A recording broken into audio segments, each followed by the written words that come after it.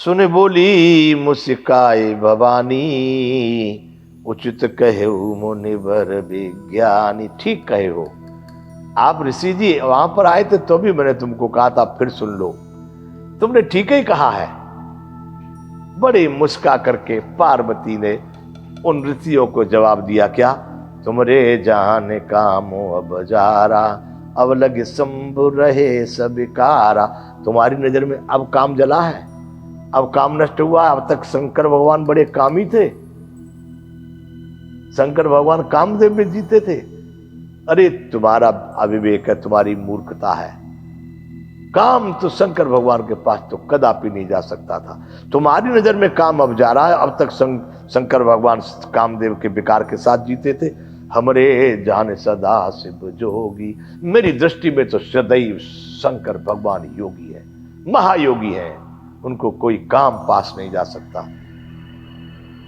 अज अनवद्य अकाम अभोगी, सदैव अजन्मा है, अनवद्य है, जिनको कोई मार नहीं सकता। और काम रहित है, अकाम है, उनमें कभी काम व्याप्त नहीं होता। और कैसे हैं? अभोगी, वो कभी भी भोगों में नहीं पड़ते, भोग ही न है। हमरे जान सदा शिव जोगी, अज अनबद्ध अकाम अभोगी, जो मैं शिव से अस जानी, प्रीति समेत कर्म मनवानी। यदि मैंने शंकर भगवान को भोग के लिए अगर से आए तो मेरा कोई जीवन बेकार है। मैंने अकामी, अनबद्ध, अकाम, अभोगी, अज ऐसा समझ करके शंकर भगवान के लिए मैंने तपस्या की है। जो मैं शिव से अस जानी, प्रीत समेत कर्म मन बानी। मैंने मन, वचन और कर्म से, प्रेम से शंकर भगवान को योगी समझ के उनकी तपस्या की है, सेवा की है। तो हमार पन सुनहु मुनीसा, करे हैं सत्य कृपा निधि ईसा। मैंने ऐसा सोच करके शंकर भगवान की सेवा की है, तपस्या की है। तो तुम फिर मेरी प्रतिज्ञा सुन लो कि मेरा प्रतिज्ञा परमात्मा सत्य करेंगे, अर्थात मैं शंकर भगवान को ही वरूंगी। फिर सप्तऋषियों को नीचा दिखा दिया। यहाँ पर माता पार्वती ने कहा, तुम जो कहा हर जारे उमारा, सोयति बड़ अविवेक तुम्हार। तुमने जो कहा है ना कि शंकर भगवान ने कामदेव को जला दिया, आए मार दिया, नष्ट कर दिया, ये तुम्हारा केवल कोरा अविवेक है, मूर्खता है तुम्हारी सप्तऋषियों। और अविवेक हमको कह रही है, कैसे? तात अनल कर सहज सुभाऊ, हिमित ही निकट जाए नहीं काऊ। ऋषियों, जहां अग्नि होती है वहां पर बर्फ नहीं जाती है, पहले ही पिघल जाती है उसको देख करके। अग्नि के पास भी कहीं बर्फ जाएगी? तात अनल कर सहज स्वभाव, हिमित ही निकट न जाए न काऊ। अग्नि का तो यह सहज ही स्वभाव है कि पाला उनके समीप कभी भी नहीं जा सकता। जहां आग होती वहां से पाला यानी बर्फ दूर भाग जाता है। यदि गया अग्नि के पास में हिम, पाला तो क्या होगा? गए समीप सो अवश्य नसाई, असमन मंथ महेश की नाई। यदि पास में गया तो उसको अवश्य ही नष्ट होना है। यदि पाला, यदि हिम आग के पास जाएगा तो उसको नष्ट होना ही होना है। कैसे? असमन मंथ महेश की नाई। जैसे आपने महादेव जी और कामदेव जी के संबंध में यही न्याय समझना चाहिए। कामदेव उस योगी के पास जा रहा था, उस महायोगेश्वर को जगाने जा रहा था, तो नष्ट हो गया कि नहीं? ऐसे ही समझ लो, जैसे आग के पास कभी भी पाला यानी कोहरा नहीं पहुंच पाता, उसी प्रकार से शंकर भगवान सदा अकाम है, उनके पास कोई काम नहीं पहुंच सकता, नष्ट हो जाता है। बंधुओं,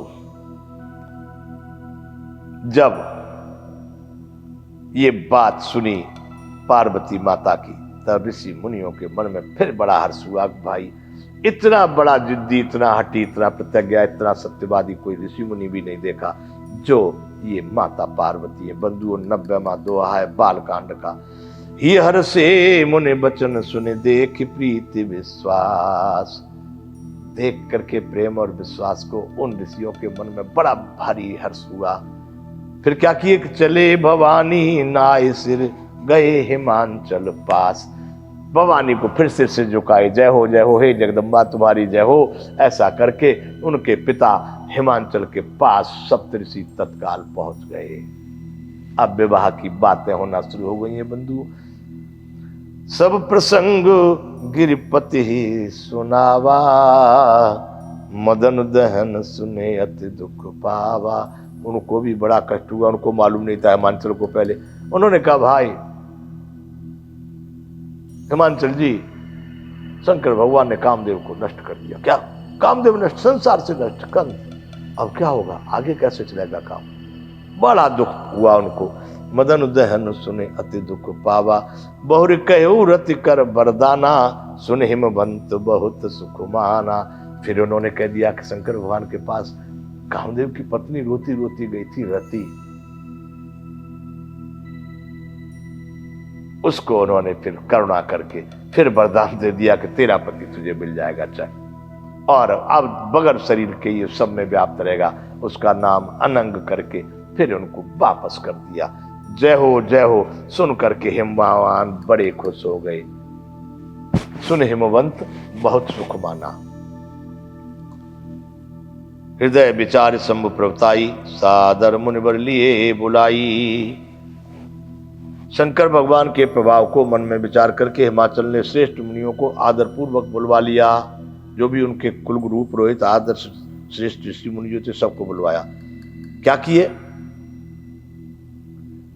सुदिन सुनखत सुघरी सोचाई, बेग वेद विधि लगन धराई।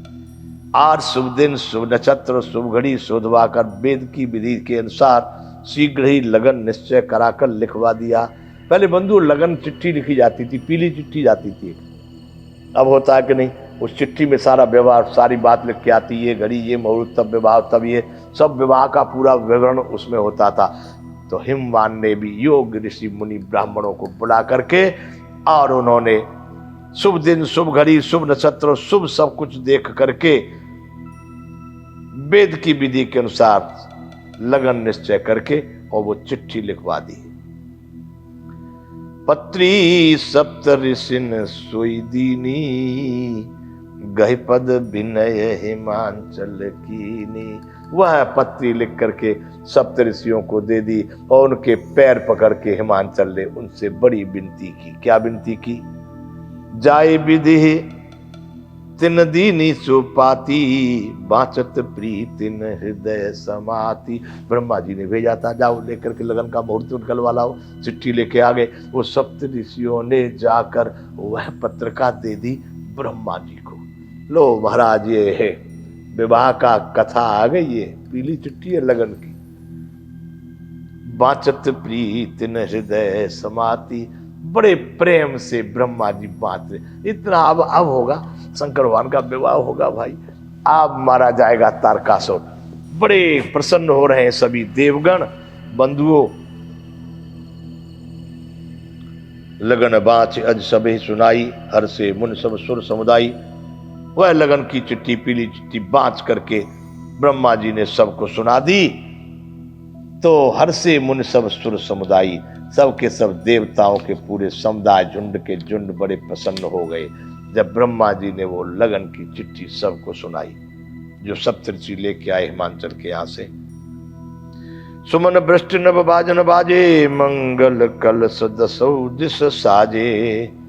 आकाश से फूलों की वर्षा होने लगी, बाजे बजने लगे और दसों दिशाओं में मंगल कलश सजा दिए गए। दसों दिशाओं में बंधु विवाह शंकर भगवान का हो रहा है। कलश दसों दिशा में सजाएगा, चारों तरफ आनंद ही आनंद। अब शंकर भगवान के विवाह की शुरुआत हो गई। आ गई चिट्ठी, भाई ये विवाह का मुहूर्त है, बारात लेकर के आप आ जाइए, इस दिन पहुंचना है, इस दिन भावर पड़ेंगे, इस दिन फेरे पड़ेंगे, इस दिन फिर आप बारात। सब काम की चिट्ठी पढ़ करके ब्रह्मा जी ने सुना दी। शंकर भगवान तो तैयार पहले कर ही लिए थे।